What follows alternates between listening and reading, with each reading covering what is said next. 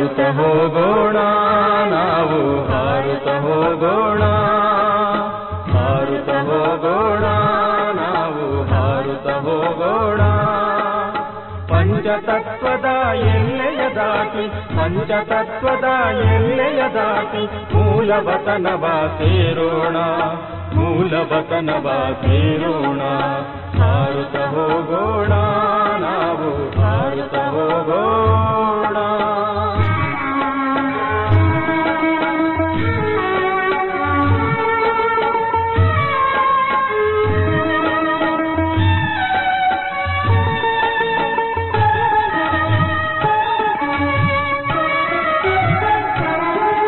ಈ ದೇಹದ ಸ್ಮೃತಿ ಬಿಟ್ಟು, ದೇಹದಾರಿಯ ಸ್ಮೃತಿ ಬಿಟ್ಟು, ಈ ದೇಹದ ಸ್ಮೃತಿ ಬಿಟ್ಟು, ದೇಹದಾರಿಯ ಸ್ಮೃತಿ ಬಿಟ್ಟು, ಈ ಪತಿತ ಹಳೆಯದಾದ ಪ್ರಪಂಚದ ಸ್ಮೃತಿ ಬಿಟ್ಟು, ಈ ಪತಿತ ಹಳೆಯದಾದ ಪ್ರಪಂಚದ ಸ್ಮೃತಿ ಬಿಟ್ಟು, ದೂರ ದೂರದ ಗಗನವ ದಾಟಿ ಎತ್ತರೆತ್ತರಕ್ಕೆ ಹಾರೋಣ, ದೂರ ದೂರದ ಗಗನವ ದಾಟಿ ಎತ್ತರೆತ್ತರಕ್ಕೆ ಹಾರೋಣ. ಹಾರುತ್ತ ಹೋಗೋಣ ನಾವು ಹಾರುತ್ತ ಹೋಗೋಣ, ಹಾರುತ್ತ ಹೋಗೋಣ ನಾವು ಹಾರುತ್ತ ಹೋಗೋಣ.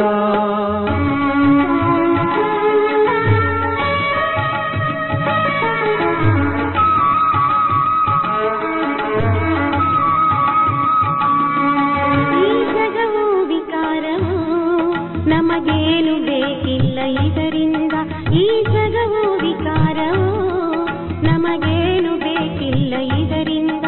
ಆವತನವೇ ನಮಗಿರಲು ನಾವಿರಬೇಕಲ್ಲಿ ಸದಾ, ಆವತನವೇ ನಮಗಿರಲು ನಾವಿರಬೇಕಲ್ಲಿ ಸದಾ. ನಾವು ಜ್ಞಾನದಿಂದ ಕೂಡಿ ಆ ನಗರಕ್ಕೆ ಹೋಗೋಣ, ನಾವು ಜ್ಞಾನದಿಂದ ಕೂಡಿ ಆ ನಗರಕ್ಕೆ ಹೋಗೋಣ, ಆ ನಗರಕ್ಕೆ ಹೋಗೋಣ.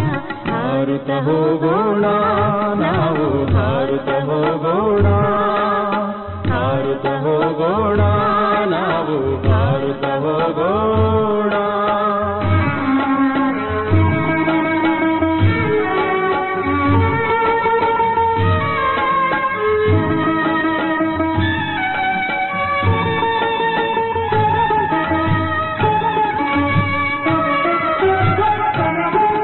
ಆವತನದಿ ಕುಳಿತಿಹರು ಅವ್ಯಕ್ತ ಪಿತಾಮಹರು, ಆವತನದಿ ಕುಳಿತಿಹರು ಅವ್ಯಕ್ತ ಪಿತಾಮಹರು.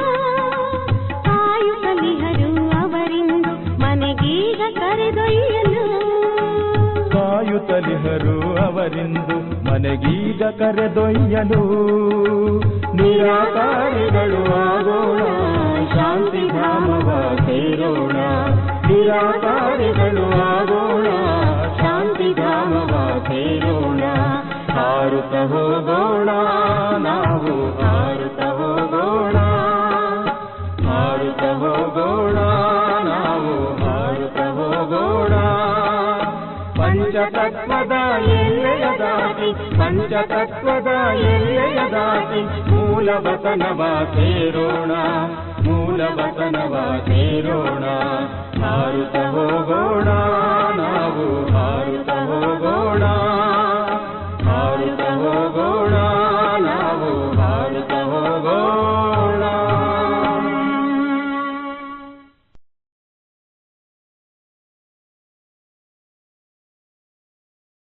ಓಂ ಶಾಂತಿ.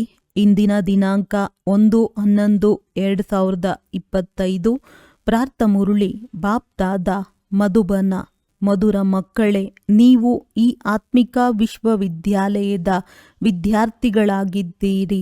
ಇಡೀ ವಿಶ್ವಕ್ಕೆ ತಂದೆಯ ಸಂದೇಶ ಕೊಡುವುದು ನಿಮ್ಮ ಕರ್ತವ್ಯವಾಗಿದೆ. ಪ್ರಶ್ನೆ: ಈಗ ನೀವು ಮಕ್ಕಳು ಡಂಗೂರವನ್ನು ಸಾರುತ್ತಾ ಯಾವ ಮಾತನ್ನು ತಿಳಿಸುತ್ತೀರಿ? ಉತ್ತರ: ನೀವು ಡಂಗೂರ ಸಾರುತ್ತೀರಿ.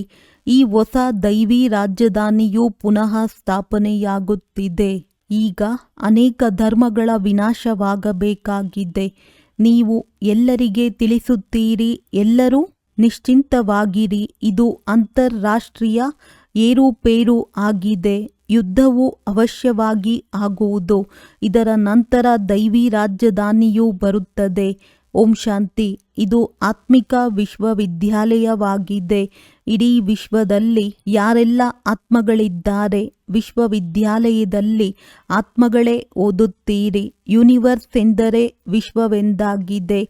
ಈಗ ಕಾಯ್ದೆಯ ಅನುಸಾರ ಯೂನಿವರ್ಸಿಟಿ ಶಬ್ದವು ನೀವು ಮಕ್ಕಳದ್ದಾಗಿದೆ. ಇದು ಆತ್ಮಿಕ ಯೂನಿವರ್ಸಿಟಿಯಾಗಿದೆ. ವಾಸ್ತವದಲ್ಲಿ ದೈಹಿಕ ಯೂನಿವರ್ಸಿಟಿ ಇರುವುದೇ ಇಲ್ಲ. ಇದೊಂದೇ ಈಶ್ವರೀಯ ಯೂನಿವರ್ಸಿಟಿಯಾಗಿದೆ. ಎಲ್ಲ ಆತ್ಮಗಳಿಗೆ ಇಲ್ಲಿ ವಿದ್ಯೆಯೂ ಸಿಗುತ್ತದೆ. ನಿಮ್ಮ ಈ ಸಂದೇಶವು ಯಾವುದಾದರೊಂದು ಪ್ರಕಾರದಲ್ಲಿ ಎಲ್ಲರಿಗೆ ಅವಶ್ಯವಾಗಿ ತಲುಪಬೇಕು. ಸಂದೇಶ ಕೊಡಬೇಕಲ್ಲವೇ? ಮತ್ತು ಈ ಸಂದೇಶವು ಬಹಳ ಸರಳವಾಗಿದೆ. ಮಕ್ಕಳಿಗೆ ತಿಳಿದಿದೆ, ಅವರು ನಮ್ಮ ಬೇಅದ್ದಿನ ತಂದೆಯಾಗಿದ್ದಾರೆ. ಅವರನ್ನು ಎಲ್ಲರೂ ನೆನಪು ಮಾಡುತ್ತಾರೆ. ಈ ರೀತಿಯೂ ಹೇಳಬಹುದು, ಅವರು ನಮ್ಮ ಬೇಅದ್ದಿನ ಪ್ರಿಯತಮನಾಗಿದ್ದಾರೆ. ವಿಶ್ವದಲ್ಲಿರುವ ಎಲ್ಲ ಜೀವಾತ್ಮರು ಆ ಪ್ರಿಯತಮನನ್ನು ಖಂಡಿತ ನೆನಪು ಮಾಡುತ್ತಾರೆ. ಇಂತಹ ಮಾತುಗಳನ್ನು ಚೆನ್ನಾಗಿ ಧಾರಣೆ ಮಾಡಿಕೊಳ್ಳಬೇಕು. ಯಾರು ಸ್ವಚ್ಛ ಬುದ್ಧಿಯವರಿರುವರೋ ಅವರು ಚೆನ್ನಾಗಿ ಧಾರಣೆ ಮಾಡಿಕೊಳ್ಳುತ್ತಾರೆ. ಇಡೀ ವಿಶ್ವದಲ್ಲಿ ಯಾರೆಲ್ಲ ಆತ್ಮರಿದ್ದಾರೆಯೋ ಅವರೆಲ್ಲರಿಗೂ ತಂದೆ ಒಬ್ಬರೇ ಆಗಿದ್ದಾರೆ. ವಿಶ್ವವಿದ್ಯಾಲಯದಲ್ಲಿ ಮನುಷ್ಯರೇ ಓದುತ್ತಾರಲ್ಲವೇ?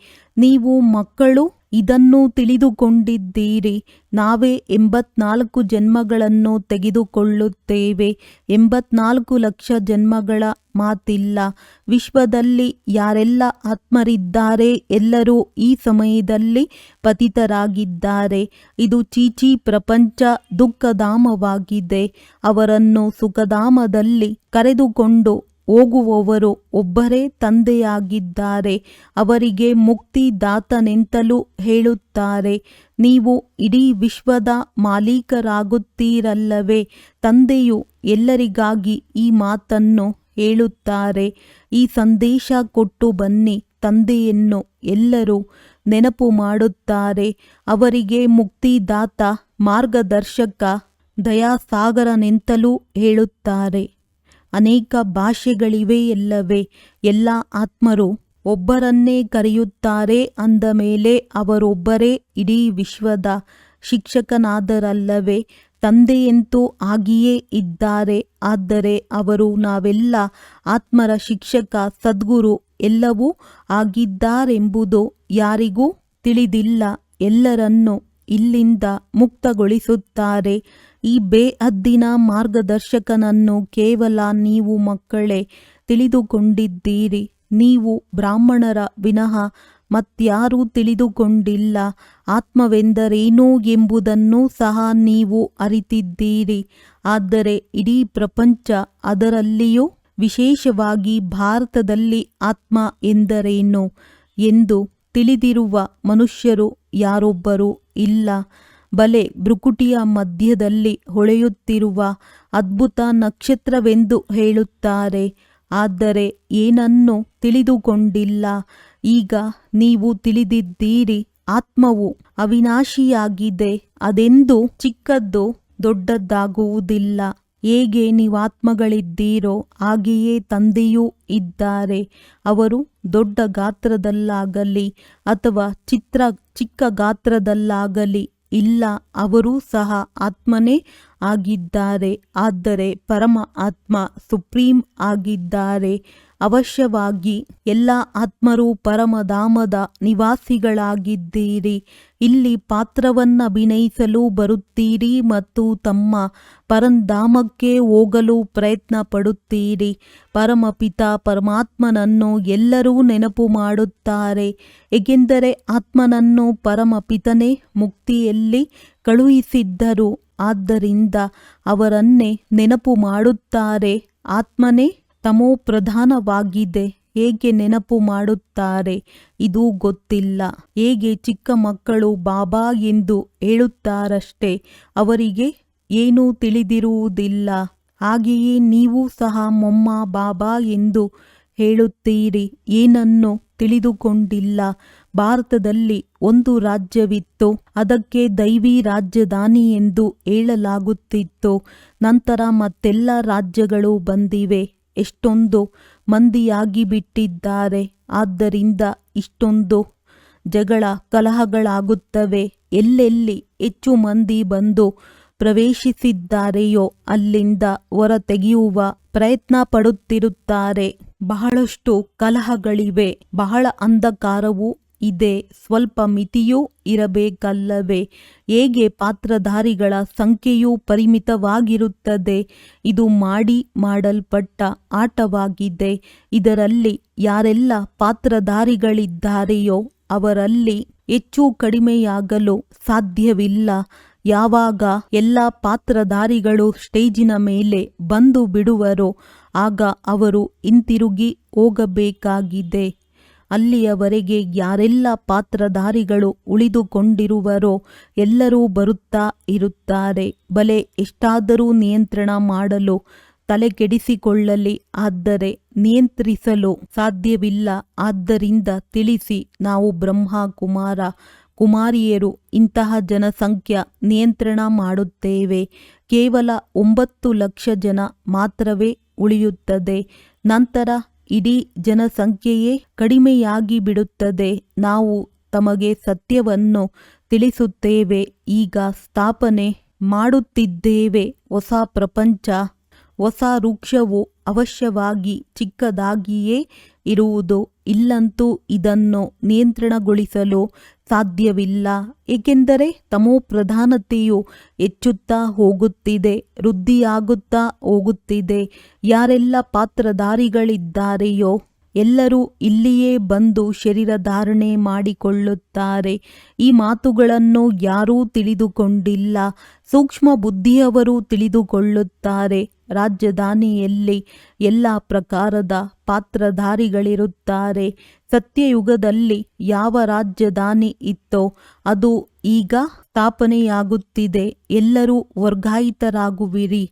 ನೀವೀಗ ತಮೋಪ್ರಧಾನರಿಂದ ಸತೋಪ್ರಧಾನ ತರಗತಿಗೆ ವರ್ಗಾಯಿತರಾಗುತ್ತೀರಿ. ಹಳೆಯ ಪ್ರಪಂಚದಿಂದ ಹೊಸ ಪ್ರಪಂಚಕ್ಕೆ ಹೋಗುತ್ತೀರಿ. ನಿಮ್ಮ ವಿದ್ಯೆಯು ಈ ಪ್ರಪಂಚಕ್ಕಾಗಿ ಅಲ್ಲ ಅಂದಾಗ ಈ ರೀತಿಯ ವಿಶ್ವವಿದ್ಯಾಲಯವು ಮತ್ಯಾವುದೂ ಇರಲು ಸಾಧ್ಯವಿಲ್ಲ. ಪರಮಾತ್ಮನೇ ತಿಳಿಸುತ್ತಾರೆ, ನಾನು ನಿಮಗೆ ಅಮರ ಲೋಕಕ್ಕಾಗಿ ಓದಿಸುತ್ತೇನೆ. ಈ ಮೃತ್ಯು ಲೋಕವು ಸಮಾಪ್ತಿಯಾಗಬೇಕಾಗಿದೆ. ಸತ್ಯಯುಗದಲ್ಲಿ ಈ ಲಕ್ಷ್ಮೀನಾರಾಯಣರ ರಾಜಧಾನಿ ಇತ್ತು. ಇದು ಹೇಗೆ ಸ್ಥಾಪನೆಯಾಯಿತು ಎಂದು ಯಾರಿಗೂ ತಿಳಿದಿಲ್ಲ. ತಂದೆಯು ಯಾವಾಗಲೂ ಹೇಳುತ್ತಾರೆ, ಎಲ್ಲಿಯೇ ನೀವು ಭಾಷಣ ಮಾಡುತ್ತೀರೆಂದರೆ ಈ ಲಕ್ಷ್ಮೀನಾರಾಯಣರ ಚಿತ್ರವನ್ನು ಅವಶ್ಯವಾಗಿ ಇಟ್ಟುಕೊಳ್ಳಿ. ಇದರಲ್ಲಿ ದಿನಾಂಕವು ಅವಶ್ಯವಾಗಿ ಬರೆಯಲ್ಪಟ್ಟಿರಲಿ. ನೀವು ಇದನ್ನು ತಿಳಿಸಿ. ಹೊಸ ವಿಶ್ವದ ಆರಂಭದಿಂದ 1250 ವರ್ಷಗಳವರೆಗೆ ಈ ವಂಶಾವಳಿಯ ರಾಜ್ಯವಿತ್ತು. ಹೇಗೆ ಕ್ರಿಶ್ಚಿಯನ್ನರ ರಾಜ್ಯವಿತ್ತೆಂದು ಹೇಳುತ್ತಾರಲ್ಲವೇ? ಒಬ್ಬರು ಇನ್ನೊಬ್ಬರ ಹಿಂದೆ ಬರತೊಡಗುತ್ತಾರೆ. ಅಂದಾಗ ಈ ದೇವತಾ ಧರ್ಮವಿದ್ದಾಗ ಮತ್ಯಾರೂ ಇರಲಿಲ್ಲ. ಈಗ ಮತ್ತೆ ಆ ಧರ್ಮವು ಸ್ಥಾಪನೆಯಾಗುತ್ತಿದೆ. ಉಳಿದೆಲ್ಲದರ ವಿನಾಶವಾಗಬೇಕಾಗಿದೆ. ಯುದ್ಧವು ಸನ್ಮುಖದಲ್ಲಿ ನಿಂತಿದೆ. ಭಾಗವತ ಇತ್ಯಾದಿಗಳಲ್ಲಿ ಇದರ ಮೇಲೆ ಒಂದು ಕಥೆಯನ್ನು ಬರೆದಿದ್ದಾರೆ. ಬಾಲ್ಯದಲ್ಲಿ ಈ ಕಥೆಗಳನ್ನು ಕೇಳುತ್ತಿದ್ದೆವು. ನೀವೀಗ ತಿಳಿದುಕೊಂಡಿದ್ದೀರಿ ಈ ರಾಜಧಾನಿಯು ಹೇಗೆ ಸ್ಥಾಪನೆಯಾಗುತ್ತದೆ. ಅವಶ್ಯವಾಗಿ ತಂದೆಯೇ ರಾಜಯೋಗವನ್ನು ಕಲಿಸಿದ್ದಾರೆ. ಯಾರು ಉತ್ತೀರ್ಣರಾಗುವರೋ ಅವರು ವಿಜಯ ಮಾಲೆಯ ಮಣಿಯಾಗುತ್ತಾರೆ. ಮತ್ಯಾರು ಈ ಮಾಲೆಯನ್ನು ತಿಳಿದುಕೊಂಡಿಲ್ಲ. ನೀವೇ ತಿಳಿದುಕೊಂಡಿದ್ದೀರಿ. ನಿಮ್ಮದ್ದು ಪ್ರವೃತ್ತಿ ಮಾರ್ಗವಾಗಿದೆ. ಮೇಲೆ ತಂದೆಯು ನಿಂತಿದ್ದಾರೆ. ಅವರಿಗೆ ತಮ್ಮ ಶರೀರವಿಲ್ಲ. ನಂತರ ಬ್ರಹ್ಮ ಸರಸ್ವತಿಯೇ ಲಕ್ಷ್ಮೀ ನಾರಾಯಣರಾಗುವರು. ಮೊದಲು ತಂದೆ, ನಂತರ ಜೋಡಿ ಮಣಿಗಳು. ರುದ್ರಾಕ್ಷಿಯ ಮಣಿಗಳಿರುತ್ತವೆ ಎಲ್ಲವೇ? ನೇಪಾಳದಲ್ಲಿ ಒಂದು ವೃಕ್ಷವಿದೆ. ಅಲ್ಲಿಂದ ಈ ರುದ್ರಾಕ್ಷಿಯ ಮಣಿಗಳು ಬರುತ್ತವೆ. ಅದರಲ್ಲಿ ಅಪ್ಪಟ ರುದ್ರಾಕ್ಷಿ ಮಣಿಗಳು ಇರುತ್ತವೆ. ಗಾತ್ರವು ಎಷ್ಟು ಚಿಕ್ಕದ್ದೋ ಅಷ್ಟು ಬೆಲೆ ಹೆಚ್ಚು. ನೀವೀಗ ಅರ್ಥವನ್ನು ತಿಳಿದುಕೊಂಡಿದ್ದೀರಿ. ಈ ವಿಷ್ಣುವಿನ ರುದ್ರಮಾಲೆ ಅಥವಾ ರುಂಡ ಮಾಲೆಯಾಗುತ್ತದೆ. ಅವರಂತೂ ಕೇವಲ ಮಾಲೆಯನ್ನು ಜಪಿಸುತ್ತಾ ರಾಮ ರಾಮ ಎನ್ನುತ್ತಿರುತ್ತಾರೆ. ಆದರೆ ಅದರ ಅರ್ಥವನ್ನು ತಿಳಿದುಕೊಂಡಿಲ್ಲ. ಮಾಲೆಯನ್ನು ಜಪಿಸುತ್ತಾರೆ. ಇಲ್ಲಂತೂ ತಂದೆಯು ತಿಳಿಸುತ್ತಾರೆ, ನನ್ನನ್ನು ನೆನಪು ಮಾಡಿ.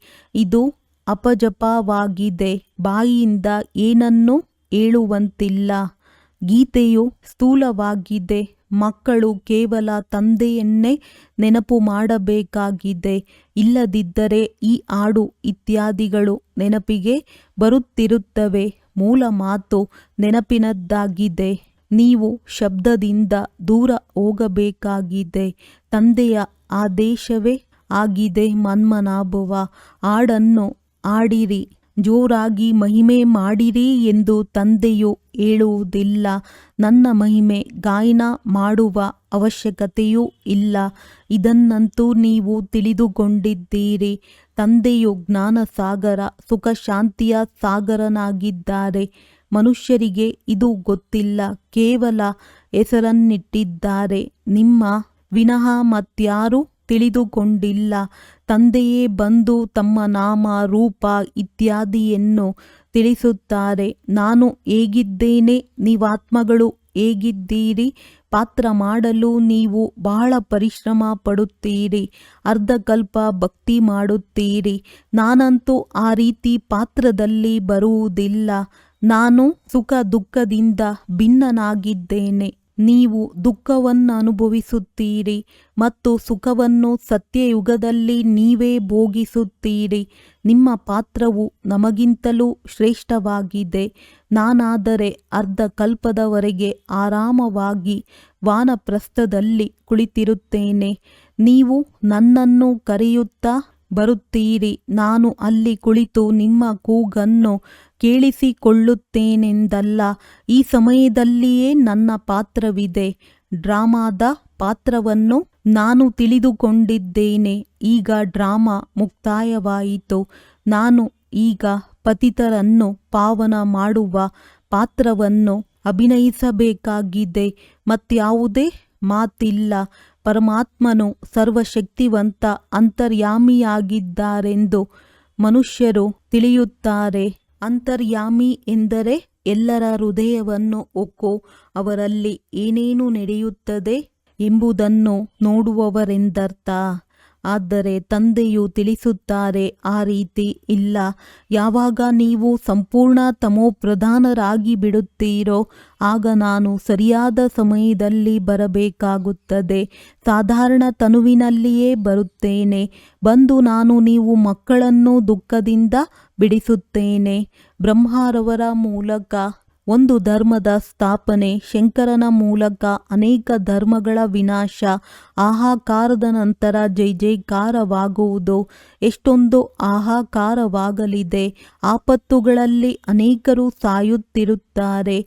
ಪ್ರಾಕೃತಿಕ ವಿಕೋಪಗಳು ಸಹ ಬಹಳ ಸಹಯೋಗಿಯಾಗುತ್ತವೆ. ಇಲ್ಲವೆಂದರೆ ಮನುಷ್ಯರು ಬಹಳ ರೋಗಿ ದುಃಖಿಯಾಗಿ ಬಿಡುವರು. ತಂದೆಯು ತಿಳಿಸುತ್ತಾರೆ, ಮನುಷ್ಯರು ದುಃಖಿಯಾಗಿ ಉಳಿಯಬಾರದೆಂದು. ಪ್ರಾಕೃತಿಕ ವಿಕೋಪಗಳು ಸಹ ಇಷ್ಟು ಜೋರಾಗಿ ಬರುತ್ತವೆ. ಅವು ಎಲ್ಲರನ್ನೂ ಸಮಾಪ್ತಿ ಮಾಡಿಬಿಡುತ್ತವೆ. ಬಾಂಬುಗಳು ಏನೇನೋ ಇಲ್ಲ. ಪ್ರಾಕೃತಿಕ ವಿಕೋಪಗಳು ಬಹಳ ಸಹಯೋಗ ನೀಡುತ್ತವೆ. ಭೂಕಂಪದಲ್ಲಿ ಅನೇಕರು ಸಮಾಪ್ತಿಯಾಗುತ್ತಾರೆ. ನೀರಿನ ಒಂದೆರಡು ಗುಟುಕು ಬಂದಿತೆಂದರೆ ಸಮಾಪ್ತಿ. ಸಮುದ್ರವು ಉಕ್ಕುತ್ತದೆ, ಧರಣಿಯನ್ನು ನುಂಗಿ ಬಿಡುತ್ತದೆ. 100 ಅಡಿಗಳಷ್ಟು ನೀರು ಉಕ್ಕಿ ಬಂದರೆ ಏನಾಗಿ ಬಿಡುವುದು? ಇದು ಹಾಹಾಕಾರದ ದೃಶ್ಯವಾಗಿದೆ. ಇಂತಹ ದೃಶ್ಯವನ್ನು ನೋಡಲು ಸಾಹಸ ಬೇಕು, ಪರಿಶ್ರಮವನ್ನು ಪಡಬೇಕು, ನಿರ್ಭಯರಾಗಬೇಕಾಗಿದೆ. ನೀವು ಮಕ್ಕಳಿಗೆ ಅಹಂಕಾರವೂ ಇರಲೇಬಾರದು. ಆತ್ಮ ಅಭಿಮಾನಿಯಾಗಿರುವವರು ಬಹಳ ಮಧುರರಾಗಿರುತ್ತಾರೆ. ತಂದೆಯು ತಿಳಿಸುತ್ತಾರೆ, ನಾನು ನಿರಾಕಾರ ಮತ್ತು ವಿಚಿತ್ರನಾಗಿದ್ದೇನೆ. ಇಲ್ಲಿಗೆ ಸೇವೆ ಮಾಡಲು ಬರುತ್ತೇನೆ. ನನ್ನ ಮಹಿಮೆ ನೋಡಿ ಎಷ್ಟೊಂದು ಮಾಡುತ್ತಾರೆ. ಜ್ಞಾನಸಾಗರ ಏ ತಂದೆಯೇ ಎಂದು ಹೇಳುತ್ತಾರೆ ಮತ್ತು ಪತಿತ ಪ್ರಪಂಚದಲ್ಲಿ ಬನ್ನಿ ಎನ್ನುತ್ತಾರೆ. ನೀವು ನಿಮಂತ್ರಣವನ್ನು ನೋಡಿ ಎಷ್ಟು ಚೆನ್ನಾಗಿ ಕೊಡುತ್ತೀರಿ. ಸ್ವರ್ಗದಲ್ಲಿ ಬಂದು ಸುಖವನ್ನು ನೋಡಿ ಎಂದು ಸಹ ಹೇಳುವುದಿಲ್ಲ. ಏ ಪತಿತ ಪಾವನ, ನಾವು ಪತಿತರಾಗಿದ್ದೇವೆ, ನಮ್ಮನ್ನು ಪಾವನ ಮಾಡಲು ಬನ್ನಿ ಎಂದು ಹೇಳುತ್ತೀರಿ. ನೋಡಿ ನಿಮ್ಮ ನಿಮಂತ್ರಣ ಹೇಗಿದೆ. ಒಮ್ಮೆಲೆ ತಮೋ ಪ್ರಧಾನ ಪತಿತ ಪ್ರಪಂಚ ಮತ್ತು ಪತಿತ ಶರೀರದಲ್ಲಿ ಕರೆಯುತ್ತಾರೆ. ಭಾರತವಾಸಿಗಳೇ ಬಹಳ ಒಳ್ಳೆಯ ನಿಮಂತ್ರಣ ಕೊಡುತ್ತೀರಿ. ಡ್ರಾಮಾದಲ್ಲಿ ರಹಸ್ಯವೇ ಹೀಗಿದೆ. ಇದು ನನ್ನ ಬ್ರಹ್ಮ ಬಹಳ ಜನ್ಮಗಳ ಅಂತಿಮ ಜನ್ಮವೆಂದು ಇವರಿಗೂ ತಿಳಿದಿರಲಿಲ್ಲ. ತಂದೆಯು ಪ್ರವೇಶ ಮಾಡಿದ್ದಾರೆ, ಆದ್ದರಿಂದ ತಿಳಿಸುತ್ತಾರೆ. ತಂದೆಯು ಪ್ರತಿಯೊಂದು ಮಾತಿನ ರಹಸ್ಯವನ್ನು ತಿಳಿಸಿದ್ದಾರೆ. ಬ್ರಹ್ಮನೇ ತಂದೆಯ ಪತ್ನಿಯಾಗಬೇಕಾಗಿದೆ. ಸ್ವಯಂ ತಂದೆಯೇ ಹೇಳುತ್ತಾರೆ, ಇವರು ನನ್ನ ಪತ್ನಿಯಾಗಿದ್ದಾರೆ. ನಾನು ಇವರಲ್ಲಿ ಪ್ರವೇಶ ಮಾಡಿ ಇವರ ಮೂಲಕ ನಿಮ್ಮನ್ನು ನನ್ನವರನ್ನಾಗಿ ಮಾಡಿಕೊಳ್ಳುತ್ತೇನೆ. ಅಂದಾಗ ಇವರು ಸತ್ಯ ಸತ್ಯ ಹಿರಿಯ ತಾಯಿಯಾದರು ಮತ್ತು ಸರಸ್ವತಿಯು ದತ್ತು ತಾಯಿಯಾದರು. ನೀವು ಇವರಿಗೆ ತಂದೆ ತಾಯಿ ಎಂದು ಹೇಳಬಲ್ಲಿರಿ. ಶಿವ ತಂದೆಗೆ ಕೇವಲ ತಂದೆ ಎಂದೇ ಹೇಳಬಲ್ಲಿರಿ ಮತ್ತು ಇವರು ಬ್ರಹ್ಮ ತಂದೆಯಾಗಿದ್ದಾರೆ. ಮೊಮ್ಮಾರವರು ಗುಪ್ತವಾಗಿದ್ದಾರೆ. ವಾಸ್ತವದಲ್ಲಿ ಬ್ರಹ್ಮರವರು ತಾಯಿಯಾಗಿದ್ದಾರೆ. ಆದರೆ ಶರೀರವು ಪುರುಷನದ್ದಾಗಿದೆ ಅಂದಾಗ ಸಂಭಾಲನೆ ಮಾಡಲು ಸಾಧ್ಯವಿಲ್ಲ. ಆದ್ದರಿಂದ ಸರಸ್ವತಿಯವರನ್ನು ದತ್ತು ಮಾಡಿಕೊಳ್ಳಲಾಯಿತು. ಮಾತೇಶ್ವರಿ ಎಂದು ಹೆಸರನ್ನಿಟ್ಟಿದ್ದಾರೆ. ಇವರೇ ಮುಖ್ಯಸ್ಥರಾದರು. ಡ್ರಾಮಾ ಅನುಸಾರ ಒಬ್ಬರೇ ಸರಸ್ವತಿಯಾಗಿದ್ದಾರೆ. ಉಳಿದಂತೆ ದುರ್ಗಾ, ಕಾಳಿ ಇತ್ಯಾದಿ ಅನೇಕ ಹೆಸರುಗಳಿವೆ. ತಂದೆ ತಾಯಿಯೂ ಒಬ್ಬರೇ ಇರುತ್ತಾರಲ್ಲವೇ. ನೀವೆಲ್ಲರೂ ಮಕ್ಕಳಾಗಿದ್ದೀರಿ. ಬ್ರಹ್ಮನ ಮಗಳು ಸರಸ್ವತಿ ಎಂದು ಗಾಯನವೂ ಇದೆ. ನೀವು ಬ್ರಹ್ಮ ಕುಮಾರ ಕುಮಾರಿಯರಲ್ಲವೇ. ನಿಮಗೆ ಬಹಳ ಹೆಸರುಗಳಿವೆ. ಇವೆಲ್ಲ ಮಾತುಗಳನ್ನು ನಿಮ್ಮಲ್ಲಿಯೂ ನಂಬರ್ ವಾರ್ ತಿಳಿದುಕೊಳ್ಳುತ್ತಾರೆ. ವಿದ್ಯಾಭ್ಯಾಸದಲ್ಲಿಯೂ ನಂಬರ್ ವಾರ್ ಇರುತ್ತಾರೆ. ಒಬ್ಬರು ಇನ್ನೊಬ್ಬರಿಗೆ ಹೋಲುವುದಿಲ್ಲ. ಈ ರಾಜಧಾನಿಯು ಸ್ಥಾಪನೆಯಾಗುತ್ತಿದೆ. ಇದು ಮಾಡಲ್ಪಟ್ಟ ನಾಟಕವಾಗಿದೆ. ಇದನ್ನು ವಿಸ್ತಾರವಾಗಿ ತಿಳಿದುಕೊಳ್ಳಬೇಕು. ಬಹಳಷ್ಟು ವಿಚಾರಗಳಿವೆ. ಬ್ಯಾರಿಸ್ಟರಿ ಓದುತ್ತಾರೆ ಮತ್ತೆ ಅದರಲ್ಲಿಯೂ ನಂಬರ್ ವಾರ್ ಇರುತ್ತಾರೆ. ಕೆಲವರು 2-3 ಲಕ್ಷಗಳನ್ನು ಸಂಪಾದಿಸುತ್ತಾರೆ. ಇನ್ನು ಕೆಲವರು ಹರಿದು ಹೋಗಿರುವ ವಸ್ತ್ರಗಳನ್ನು ಧರಿಸಿರುತ್ತಾರೆ. ಇಲ್ಲಿಯೂ ಹಾಗೆಯೇ ಮಕ್ಕಳಿಗೆ ತಿಳಿಸಲಾಗಿದೆ. ಇದು ವಿಶ್ವಕ್ಕೆ ಸಂಬಂಧಪಟ್ಟ ಗೊಂದಲ ಸಮಸ್ಯೆವಾಗಿದೆ. ನೀವೀಗ ತಿಳಿಸುತ್ತೀರಿ. ಯುದ್ಧವಂತೂ ಅವಶ್ಯವಾಗಿ ಆಗಿಯೇ ಆಗುವುದು. ಎಲ್ಲರೂ ನಿಶ್ಚಿಂತವಾಗಿರಿ. ಹೊಸ ದೈವಿ ಪ್ರಪಂಚವು ಪುನಃ ಸ್ಥಾಪನೆಯಾಗುತ್ತಿದೆ. ಅನೇಕ ಧರ್ಮಗಳ ವಿನಾಶವಾಗುವುದೆಂದು ನೀವು ಡಂಗೂರ ಸಾರುತ್ತೀರಿ. ಎಷ್ಟು ಸ್ಪಷ್ಟವಾಗಿದೆ. ಪ್ರಜಾಪಿತ ಬ್ರಹ್ಮನಿಂದ ಪ್ರಜೆಗಳನ್ನು ರಚಿಸಲಾಗುತ್ತದೆ. ತಂದೆಯು ತಿಳಿಸುತ್ತಾರೆ, ಇವರು ನನ್ನ ಮುಖ ವಂಶಾವಳಿಯಾಗಿದ್ದಾರೆ. ನೀವು ಮುಖ ವಂಶಾವಳಿ ಬ್ರಾಹ್ಮಣರಾಗಿದ್ದೀರಿ. ಅವರು ಕುಖ ವಂಶಾವಳಿ ಬ್ರಾಹ್ಮಣರಾಗಿದ್ದಾರೆ. ಅವರು ಪೂಜಾರಿಗಳು ಮತ್ತು ನೀವೀಗ ಪೂಜ್ಯರಾಗುತ್ತಿದ್ದೀರಿ. ನಾವು ದೇವತಾ ಪೂಜ್ಯರಾಗುತ್ತಿದ್ದೇವೆಂದು ನಿಮಗೆ ತಿಳಿದಿದೆ. ಈಗ ನಿಮಗೆ ಪ್ರಕಾಶತೆಯ ಕಿರೀಟವಿಲ್ಲ. ಯಾವಾಗ ಆತ್ಮವು ಪವಿತ್ರವಾಗುವುದೋ ಆಗ ಈ ಶರೀರವನ್ನು ಬಿಟ್ಟು ಬಿಡುತ್ತದೆ. ಈ ಶರೀರದಲ್ಲಿಯೇ ನೀವು ಪ್ರಕಾಶತೆಯ ಕಿರೀಟವನ್ನು ತೋರಿಸಲು ಸಾಧ್ಯವಿಲ್ಲ, ಶೋಭಿಸುವುದೂ ಇಲ್ಲ. ಈ ಸಮಯದಲ್ಲಿ ನೀವು ಗಾಯನ ಯೋಗ್ಯರಾಗಿದ್ದೀರಿ. ಯಾವುದೇ ಆತ್ಮನು ಈಗ ಪವಿತ್ರವಾಗಿಲ್ಲ. ಆದ್ದರಿಂದ ಯಾರ ಮೇಲೂ ಈ ಸಮಯದಲ್ಲಿ ಪ್ರಕಾಶತೆಯ ಕಿರೀಟ ಇರುವಂತಿಲ್ಲ. ಅದು ಸತ್ಯಯುಗದಲ್ಲಿಯೇ ಇರುತ್ತದೆ. 2 ಕಲೆಗಳು ಕಡಿಮೆ ಇರುವವರಿಗೂ ಸಹ ಈ ಕಿರೀಟವನ್ನು ತೋರಿಸುವಂತಿಲ್ಲ. ಒಳ್ಳೆಯದು.